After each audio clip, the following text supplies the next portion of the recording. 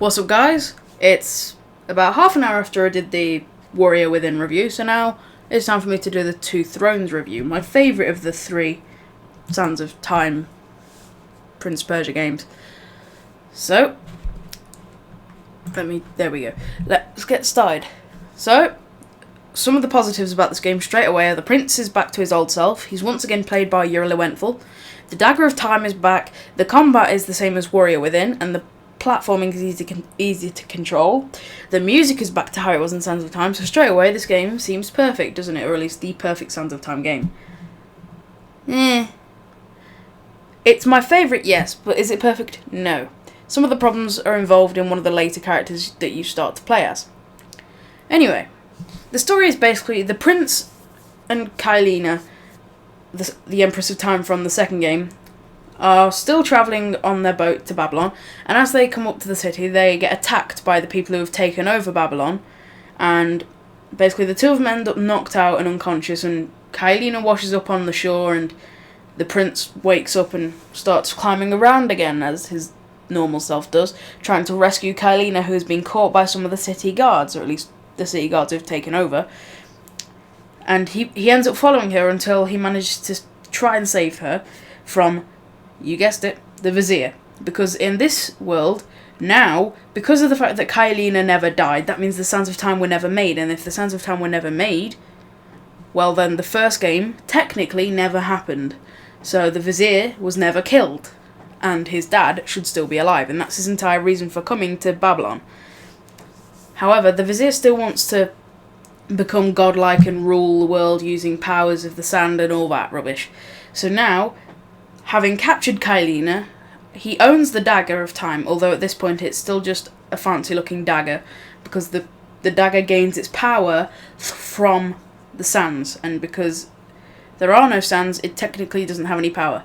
But then, he kills Kailina, the Empress of Time, with the dagger, once again releasing the Sands of Time as the prince did in the first game. So now the sands have corrupted everyone in the city, including the prince, and have turned the Vizier into this great massive monster type thing that is supposed to be some sort of god, which really it's just an overgrown butterfly. Look up a picture of the Vizier and Prince Persia 2 Friends, you'll see what I mean. So now the prince is once again trying to kill the Vizier and find his father. However, now he has two new things that's wrong with him. Now he has a voice inside of his head because of the fact that when he was trying to save Kailina, one of the guards used this sort of sharp knife whip thing that's called the dagger tail and wrapped it around his arm to restrain him, which obviously skewered his arm and now is wrapped around it. And because of this, he's infected with the Sands of Time. And now, every so often, he'll turn into what's called the Dark Prince, which is, obviously, if you see the front cover, or at least the image on the video, you can see what that is. That's the Dark Prince on the right. Left is just the normal. However, you'd think that because he's the Dark Prince, he wouldn't have control, because technically he's a sand creature in that mode. But no. The voice in his head explains that because of his prolonged exposure to the Sands of Time and its Empress, Kailina that is, he has become immune, or at least is able to still control himself whilst infected with the sands. So now, whilst in this mode, you gain access to a new features, such as being able to use the dagger tail whip as a weapon. However, the main massive negative of these sections of gameplay is the pure fact that it's purely time-based, because basically, the Dark Prince's health is always dropping, and the only way to heal him is by absorbing more sand, by either breaking an object or killing an enemy.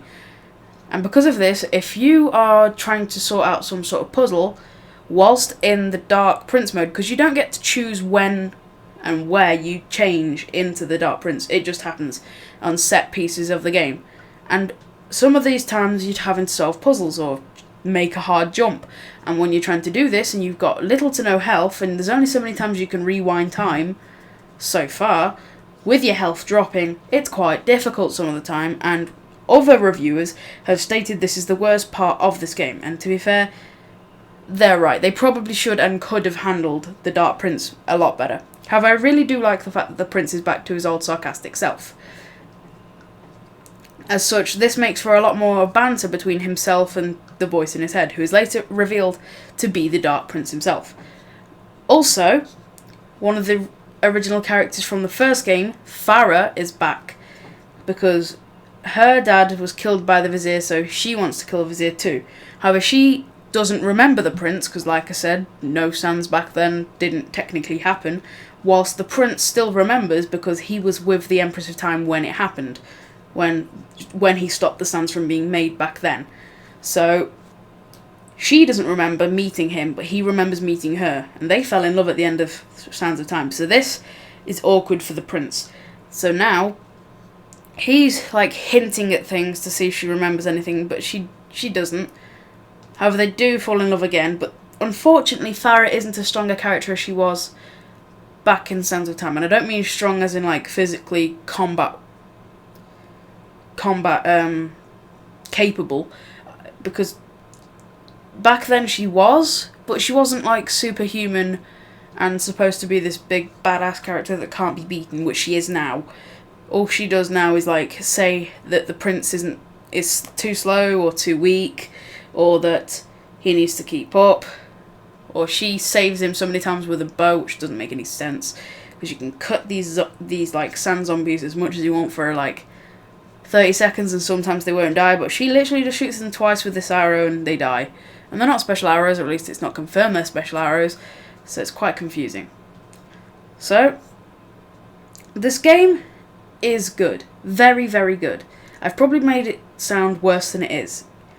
There's only about 5 or 6 of these times where you change into the Dark Prince in the entire game, and they only last for a good 3-4 minutes, because whenever you touch water you change back to the normal prince, and of course the entire way you save in all 3 games is by drinking water. So the sequences where you play as the Dark Prince are very short, and there aren't many of them, or at least not compared to the length of the game otherwise. And there are also a lot of new boss fights in the game that I really enjoyed. Because of the sand corrupting the enemies in the game, some of them were changed drastically, whereas some of them were just changed into like, or at least the grunts of the game, the simple enemies that you fight around every other corner, are basically just different coloured versions of who they were before. They're basically like a bluey, sandy colour instead of like a more human colour. Whereas some of the enemies in the game are turned into monsters, literal monsters. The guy who wrapped the dagger tail around the prince's arm to restrain him turns into this massive giant without a lower jaw. Literally a giant. Like, search it or something. You've probably seen it before if you've heard of this game. And there's quite a few of these different like monster fights, which I really did enjoy, because they're a lot better than the boss fights in Warrior Within that angered me, and the lack of boss fights in Prince of Persia: The Sands of Time. So in all, I consider this the best Sands of Time trilogy game. However, I know a lot of people would consider the first one the best, but to me, no. Warrior Within, of course, was my least favourite of the 3, and like I said before, the 2008 Prince of Persia angered me to no end. I hate it. But that's for another review. So guys, if you enjoyed this review, please go ahead and subscribe. I'll see you later, guys.